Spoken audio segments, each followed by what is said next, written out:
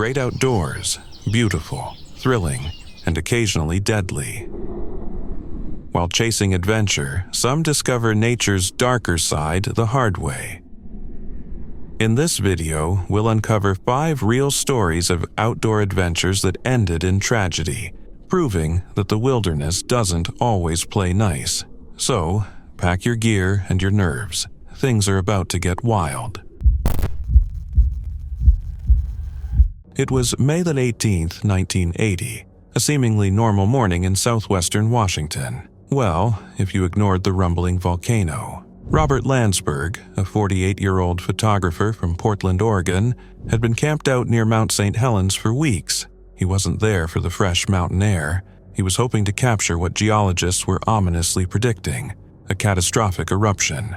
Armed with his camera and a gut feeling, he was just 4 miles from the summit, closer than most would dare. For months, Mount St. Helens had been putting on a show. Since March, small earthquakes had been rattling the area, and a massive bulge on the mountain's northeastern slope was expanding 5 feet a day. To scientists, photographers, and thrill seekers, it was like a slow-motion countdown to chaos. Landsberg, ever the dedicated photographer, had spent weeks documenting the drama, undeterred by the danger. On the night of May 17th, Landsberg camped near the mountain, sensing something big was coming. As dawn broke on May 18th, the volcano seemed eerily calm. It had been quiet for days, leading some to think the worst was over. Landsberg, however, wasn't one to leave until he got his shot. Literally. He parked his car near Sheep Canyon, just outside the restricted zone, and prepared for another day of capturing the mountain's moody personality. At 8:32 a.m., Mother Nature decided to prove everyone wrong. A 5.1 magnitude earthquake rocked the area, triggering the largest landslide in recorded history. The northern face of the mountain collapsed, and with it came a lateral blast, a pyroclastic flow hurtling down at 400 miles per hour. To witnesses miles away, it looked like the apocalypse had clocked in early. For Landsberg, positioned in the path of destruction, it was a moment of unimaginable realization. Escape wasn't an option, but Landsberg wasn't about to let the story die with him. As the ash cloud surged closer, he kept his camera snapping, capturing the eruption frame by terrifying frame. When the situation became undeniably hopeless, he sprang into action, not to save himself, but to save his work. He rewound the film, packed it into a protective canister, placed it in his backpack, and used his body to shield it.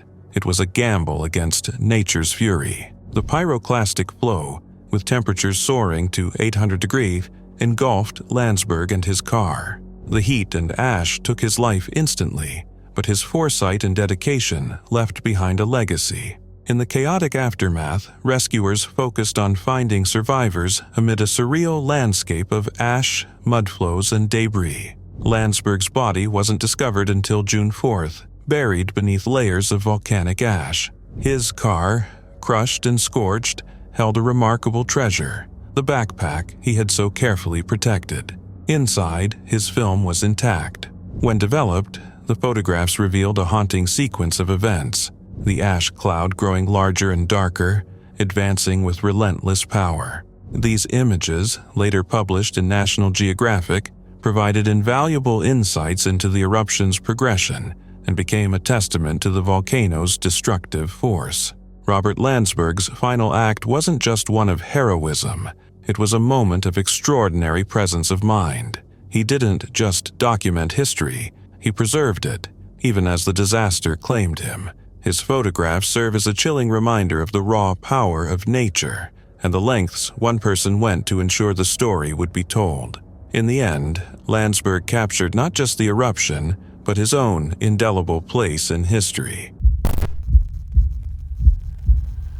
It was July 11, 2023, a sunny morning in Yosemite National Park, California. Grace Roloff, a 20-year-old college student, was buzzing with excitement. She and her father, Jonathan, had secured coveted permits to climb Half Dome, one of Yosemite's most iconic and perilous hikes. This was going to be an adventure for the books, a father-daughter bonding experience on a trail that demanded both grit and determination. Grace, a student at Arizona State University, wasn't new to challenging hikes. She'd already conquered Angel's Landing in Zion National Park and trekked through the Grand Canyon. Prepared as ever, she'd even splurged on a shiny new pair of hiking boots, ensuring she was geared up for the grueling 14-16-mile trek. Little did she know, those boots would become infamous in her story. The day began perfectly. Blue skies, sunshine, and breathtaking views. As they ascended the famous cables leading to the summit, Grace and her dad were in awe. Reaching the top, they soaked in the panoramic beauty of Yosemite, sharing a heartfelt moment of accomplishment. Life felt like one big adventure, but in the wilderness, the skies can change their mind faster than a college student deciding on a major. As they began their descent, an ominous black cloud rolled in, and rain poured down like a bucket of bad decisions. The granite cables, once their trusty guides, transformed into slick slides of doom. Dad? My shoes are slippery, Grace said, realizing her brand new boots weren't living up to the promise on the box. As the rain worsened, the trail became a slow-moving traffic jam of hikers, all trying to navigate the now treacherous descent. Grace, ever determined, pressed on, but about 3/4 of the way down, tragedy struck. Her boots betrayed her, and she slipped between two wooden planks. Her father lunged to grab her, but it was too late. Grace fell nearly 200 feet down the granite face. Jonathan could only watch in horror, his heart sinking faster than the rain pouring from the sky. Desperate, he scrambled down the cables to find her, but was forced to stop, the terrain too steep and dangerous. Rain and hail battered the mountain as Jonathan called for emergency help. For 3 agonizing hours, rescue teams braved the storm, but when they finally reached Grace, the news was devastating. She had suffered a fatal head injury and likely passed instantly. Grace's tragic fall left a hole in the hearts of her family and friends. She was known for her fearless spirit, kindness, and determination. She was on track to graduate early, aiming to become a high school math teacher, balancing her studies with multiple jobs, and still making time for her passion for hiking. For Jonathan, this climb, meant to be a bonding adventure, became a memory too painful to revisit. He vowed never to hike Half Dome again, calling it unnecessarily dangerous. Inspired by Grace's life and legacy, he's now advocating for safety improvements to the trail, from adding more planks to requiring harnesses, hoping to prevent others from enduring the heartbreak his family suffered. In her memory, a fundraiser was set up to support causes close to Grace's heart. For those who knew her, she was a bright light, a fearless adventurer, and someone who left an indelible mark on everyone she met. Jonathan is determined that her story will inspire change, ensuring no one else faces the same devastating fate on Half Dome's slick granite face.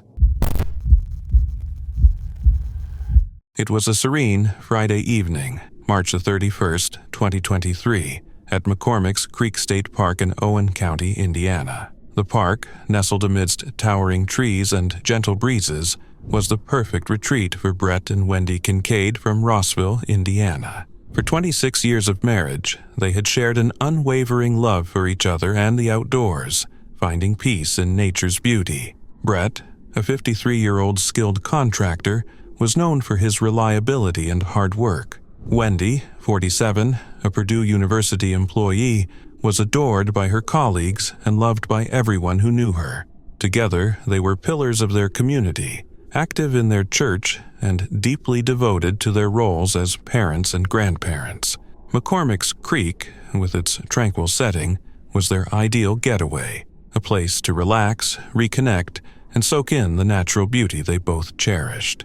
As the evening wore on, Brett and Wendy settled into their camper, savoring the calm that nature had to offer. But nature had other plans.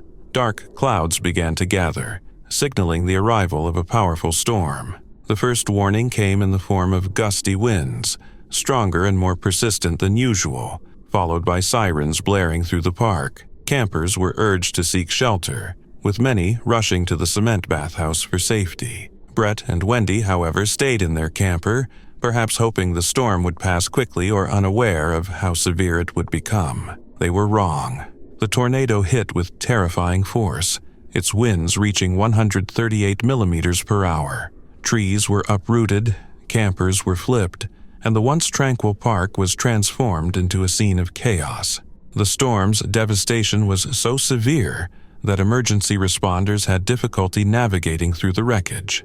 Rescue teams began searching the area immediately, working through the night despite fallen trees, power lines, and scattered debris. Flashlights illuminated the wreckage as they combed through the destruction, searching for survivors. Most campers who had taken refuge in the bathhouse emerged with minor injuries, but Brett and Wendy were nowhere to be found. It wasn't until Saturday morning that the heartbreaking discovery was made. Among the mangled remains of their camper, Brett and Wendy's bodies were found, their lives tragically taken by the storm. News of their passing sent shockwaves through their community. Tributes poured in, reflecting on their generosity, unwavering faith, and kindness. Andrew Bean, a close family friend, described them as humble, inspiring, and profoundly kind, a couple whose love touched everyone they met. The tornado that claimed Brett and Wendy's lives was part of a larger outbreak that devastated multiple states, leaving a death toll of at least 32. In Indiana, 5 lives were lost, including Brett and Wendy's.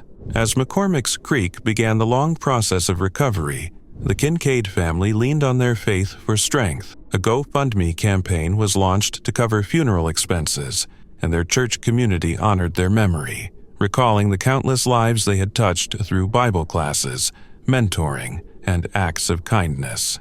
Brett and Wendy Kincaid's story is a sobering reminder of nature's unpredictability, yet it is also a testament to lives well lived, full of love, faith, and generosity. Though the storm took them too soon, their legacy will continue to inspire all who knew them. It was a calm, starry January night in 2022 at Arizona's Lost Dutchman State Park, a picturesque gem nestled about 40 miles east of Phoenix. Known for its rugged Superstition Mountains, the park is a magnet for thrill seekers, with the Flatiron Summit as its crown jewel. This daunting peak offers breathtaking views and equally breathtaking dangers. Among the adventurers drawn to its challenging paths that night was 21-year-old Richard Jacobson, a Mesa local and an avid lover of the great outdoors. Richard had set out on a camping trip with a friend, aiming to conquer the Flatiron Summit. Their hike was no walk in the park. Steep trails, loose rocks, and narrow edges made it as nerve-wracking as it was rewarding. But when they reached the summit, their exhaustion melted away. From their lofty perch, city lights twinkled below, a glittering contrast to the serene wilderness surrounding them. They pitched their tent, soaking in the tranquil beauty and crisp mountain air. As the clock struck midnight, the peaceful scene turned ominous.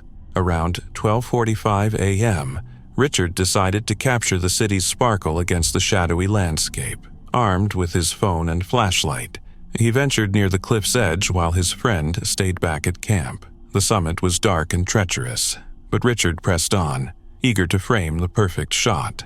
In the dim glow of his flashlight, Richard miscalculated his footing. One slip was all it took. He lost his balance on the uneven terrain and fell an estimated 700 feet into the darkness below. His friend, startled by the sound of the fall, immediately called 911. The rescue effort began, but navigating the dangerous summit at night proved as perilous for the rescuers as it had been for Richard. Hours later, as dawn approached, search teams located Richard's body on a trail far below. The Pinal County Sheriff's Office and Arizona Department of Public Safety confirmed the heartbreaking news. Richard had died instantly. There was no sign of foul play or substance use, just a tragic accident that forever altered the lives of those who knew and loved him. Richard was remembered as a kind, adventurous soul who relished the beauty of nature. Andrew Thomas, who had shared a mission trip with him in 2020, described Richard as someone who could connect with anyone. Though devastated, his family and friends took solace in knowing he was doing something he loved. His father, Richard Jacobson Sr., posted a heartfelt message online, inviting others to celebrate his son's life and cherish his memory. Flatiron Summit is known for testing even seasoned hikers. Accessible via the Siphon Draw Trail, its steep rocky paths require unwavering focus. Online reviews frequently warn of the dangers, urging hikers to tread carefully, especially near the summit. Sadly, Richard's fall was not an isolated incident.